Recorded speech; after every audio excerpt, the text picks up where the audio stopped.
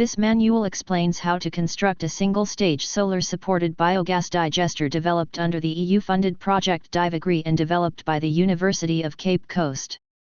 This is an overview of the phases required for the installation of the biogas as it will described in the next slides. The function of the biogas is to convert easily degradable organic farm wastes into biogas, renewable energy methane, and hygienist digestate.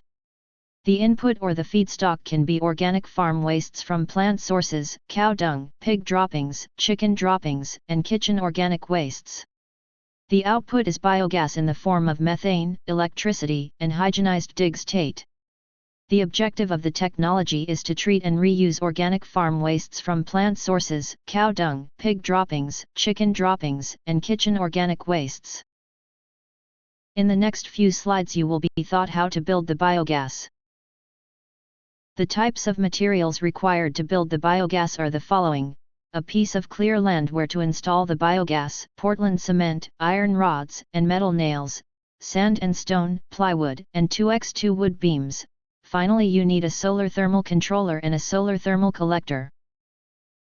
In this slide, the drawing of the biogas digester as developed by UCC is depicted and its parts are described in the legend on the top right corner. The following steps should be taken to construct the biogas. 1. Acquire a site which is not inundated and not swampy. 2. Clear the piece of land to make it easily accessible. A grader or cutlass may be used depending on whichever is available at the pilot site. 3. Fix or tie a rope on a piece of wood with a pointed end and measure a radius of 120 cm using the pointed end of the rope as your reference point. As continued from the last slide, the following steps should be taken to construct the biogas. 4. Hammer a peg, 1 meter long, in the middle of the already cleared piece of land to serve as the center of the biogas digester, using any available tool for hammering. 5. Tie one end of the rope affixed on the wood pointed wood, 120 cm radius described in step 3 above, to the already hammered peg in the center of the already cleared piece of land. 6. Move round with the pointed wood, ensuring that the pointed end touches the ground to make a mark, to demarcate the area of the digester around the affixed peg in the middle of the cleared piece of land, using the 120 cm radius already measured.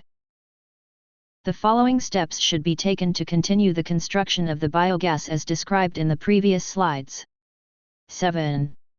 Excavate or exhume the demarcated area to a depth of 220 cm below the surface of the ground as seen in Figure 2. 8. Dig a trench of 200 cm long each at opposite sides of the excavated pit to be used as the inlet and outlet pipes as seen in Figure 2. The following steps should be taken to continue the construction of the biogas as described in the previous slides. Fix a 2 by 6 inch wood in the middle of the excavated pit and form a wooden skeleton around the 2 by 6 inch wood to form a cylindrical structure in the excavated pit. Ensure that the woods are all well nailed to make the structure very robust and strong as seen in Figure 3. 10. Put the flat wooden boards on the wooden skeletal structure and the 3/4 plywood around the 2 by 6 inch and 2 by 2 inch wooden skeleton as seen in Figure 3. Ensure that every space is fully covered up by the plywood and the flat wooden board, Figure 4. The following steps should be taken to continue the construction of the biogas as described in the previous slides. 11. Cut 20 pieces of the 1-inch iron rods and 60 pieces of the 3/4 iron rods to lengths of 220 cm, ensuring that their heights and that of the wooded skeleton structure are the same. Bend the 1/2 inch iron rods all around the 1-inch and 3/4 inch iron rods surrounding the plywood. Tightly tie the binding wires to the joints of the iron rods. Bind the joints tightly using available steel bending tools as seen in Figure 12. Remember not to close up the spaces for the influent and effluent with iron rods since they can serve as entry and exit into the digester. Thus, such spaces should not be covered with iron rods. The following steps should be taken to continue the construction of the biogas as described in the previous slides. 13. Form a second layer of plywood and boards to the walls of the excavated pits, ensuring that the space between the two layers of plywood is 15 cm. The concrete wall of the digester should be 15 cm thick. 14.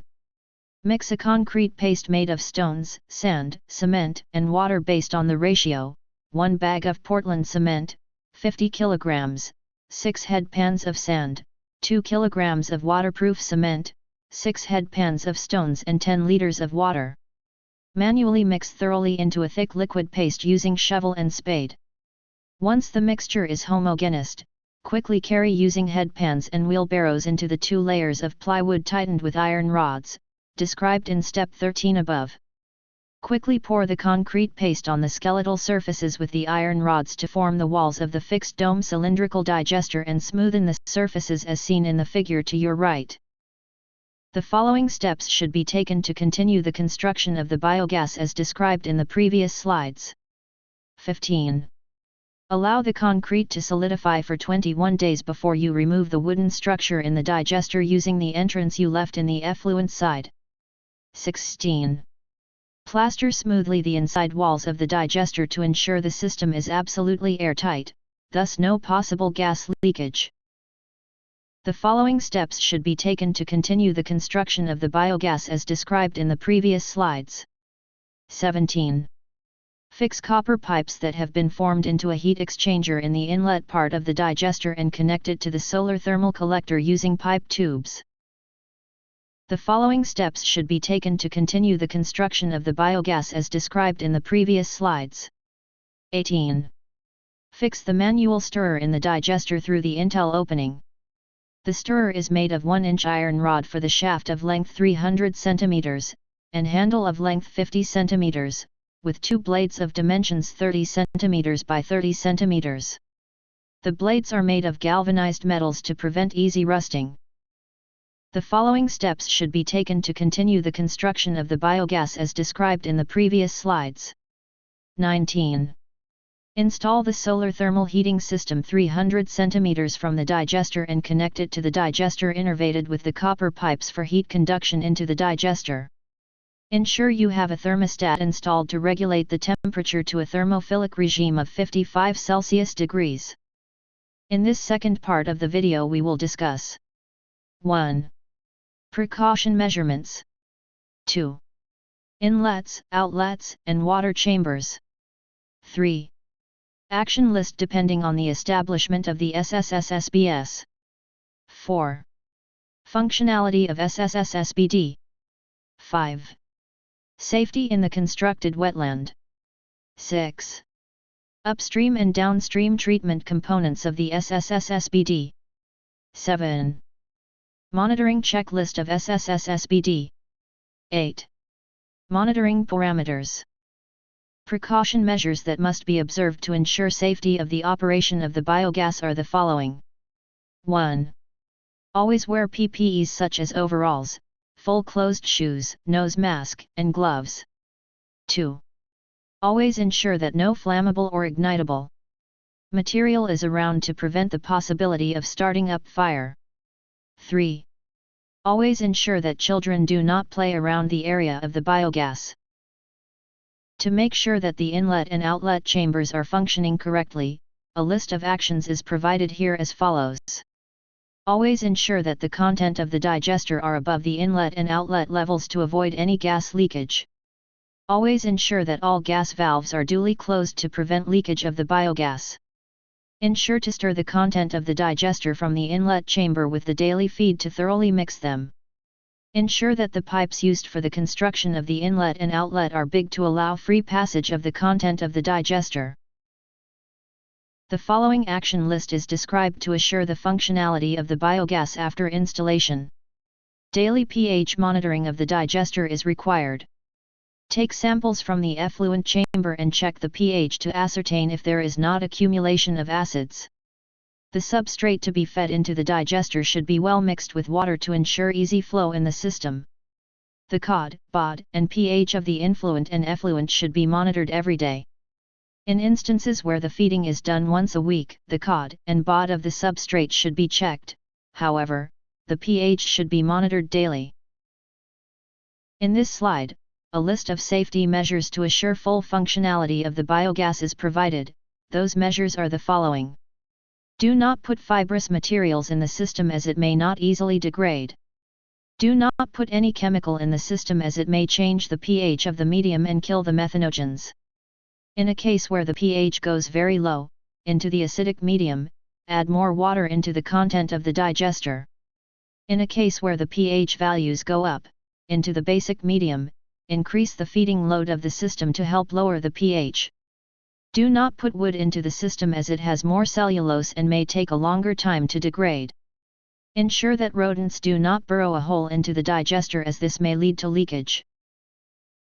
Here the major safety measures are listed. Those are: do not touch the effluent with your bare hands. Do not water or irrigate vegetables that are eaten raw with the effluent as they may contain pathogens. Effluent that will be used for agriculture should be tested to ensure it is pathogen-free before usage. Test the influent samples to ascertain they are free from pathogens. Do not eat or drink when taking the effluent samples. Follow your local regulations for effluent handling and usage. This slide shows a list of the parameters required to monitor the performance of the biogas, how often the parameters should be analyzed and how to analyze the samples. The monitoring is required to collect information once the biogas is installed at the pilot phase. At the farm level, the farmer should only be measuring some parameters as described in slide 20, but it is also advised to contact the biogas provider for more information. In this slide, the contact details of the biogas developers are provided for your reference. Thank you for your attention.